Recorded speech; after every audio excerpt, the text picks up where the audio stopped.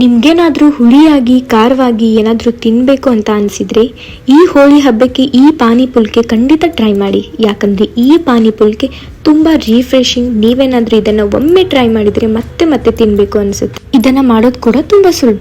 ಇದನ್ನ ಮಾಡೋಕೆ ಮೊದಲನೇದಾಗಿ ಕೊತ್ತಂಬರಿ, ಪುದೀನ ಎಲೆ, ಹಸಿಮೆಣಸು, ಶುಂಠಿ, ನೆನೆಸಿಟ್ಟಿರೋ ಹುಣಸೆ ಹಣ್ಣಿನ ನೀರನ್ನ ಹಾಕಿ ಚೆನ್ನಾಗಿ ಗ್ರೈಂಡ್ ಮಾಡ್ಕೊಳ್ಬೇಕು. ತದನಂತರ ಒಂದು ಬೌಲ್ಗೆ ಟ್ರಾನ್ಸ್ಫರ್ ಮಾಡಿಕೊಂಡು ಸ್ವಲ್ಪ ನೀರನ್ನ ಹಾಕಿ ಇದಕ್ಕೆ ಸ್ವಲ್ಪ ಚಿಲ್ಲಿ ಫ್ಲೇಕ್ಸ್, ರುಚಿಗೆ ತಕ್ಕಷ್ಟು ಉಪ್ಪು, ಸಣ್ಣದಾಗಿ ಹೆಚ್ಚಿರೋ ಈರುಳ್ಳಿ, ಸ್ವಲ್ಪ ಕಟ್ ಮಾಡಿರೋ ಕೊತ್ತಂಬರಿ, ಚಿಟಿಕೆ ಅಷ್ಟು ಇಂಗು, ರುಚಿಗೆ ತಕ್ಕಷ್ಟು ಬ್ಲ್ಯಾಕ್ ಸಾಲ್ಟ್, ಚಾಟ್ ಮಸಾಲ.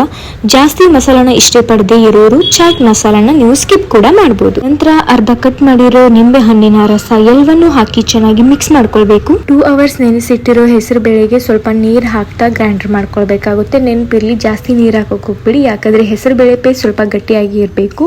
ಒಂದು ಬೌಲ್ಗೆ ಟ್ರಾನ್ಸ್ಫರ್ ಮಾಡಿಕೊಂಡು 2 ರಿಂದ 3 ಟೇಬಲ್ ಸ್ಪೂನ್ ಕಡಲೆ ಹಿಟ್ಟು, ಅರಿಶಿನ ಪುಡಿ, ರುಚಿಗೆ ತಕ್ಕಷ್ಟು ಸ್ವಲ್ಪ ಉಪ್ಪು, ಅಡಿಗೆ ಸೋಡಾನ ಹಾಕಿ ಎಲ್ಲಾ ಮಿಶ್ರಣ ಆಗುವಂತೆ ಚೆನ್ನಾಗಿ ಕಲಿಸ್ಕೊಳ್ಬೇಕಾಗುತ್ತೆ. ತದನಂತರ ನಾವು ಮೊದಲೇ ಮಾಡಿಟ್ಕೊಂಡಿರುವಂತಹ ಪಾನಿ ಏನಿದೆ ಅದಕ್ಕೆ ಐಸ್ ಕ್ಯೂಬ್ಸ್ ನ ಹಾಕಿ, ಯಾಕಂದ್ರೆ ಪಾನಿ ಸ್ವಲ್ಪ ಕೋಲ್ಡ್ ಇದ್ರೆ ಚೆನ್ನಾಗಿರುತ್ತೆ.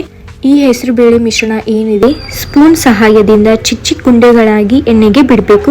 ಈ ಹೆಸರು ಬೇಳೆ ಪುಲ್ಕೆ ಏನಿದೆ ಜಾಸ್ತಿ ಕರಿಯೋಕೆ ಹೋಗ್ಬೇಡಿ, ಬ್ರೌನ್ ಕಲರ್ಗೆ ಬರ್ದೇ ಇರೋ ಹಾಗೆ ನೋಡ್ಕೊಂಡು ತೆಗಿಬೇಕಾಗುತ್ತೆ. ಇವಾಗ ನಾವು ತಯಾರಿಸಿದಂತಹ ಪಾನಿಗೆ ಪುಲ್ಕೆನ ಹಾಕಿದ್ರೆ ಪಾನಿ ಪುಲ್ಕೆ ರೆಡಿ ಆಗುತ್ತೆ. ಈ ಹೋಳಿ ಹಬ್ಬಕ್ಕೆ ಏನ್ ಮಾಡ್ಬೇಕು ಅಂತ ನೀವು ಕನ್ಫ್ಯೂಷನ್ ಅಲ್ಲಿ ಇದ್ರೆ ಒಮ್ಮೆ ಈ ಪಾನಿ ಪುಲ್ಕೆ ಟ್ರೈ ಮಾಡಿ, ಖಂಡಿತ ನಿಮ್ಗೆ ಇಷ್ಟ ಆಗುತ್ತೆ. ಈ ವಿಡಿಯೋ ನಿಮಗೆ ಇಷ್ಟ ಆಗಿದ್ರೆ ಲೈಕ್ ಮಾಡಿ, ಶೇರ್ ಮಾಡಿ ಮತ್ತೆ ಸಬ್ಸ್ಕ್ರೈಬ್ ಮಾಡಿ.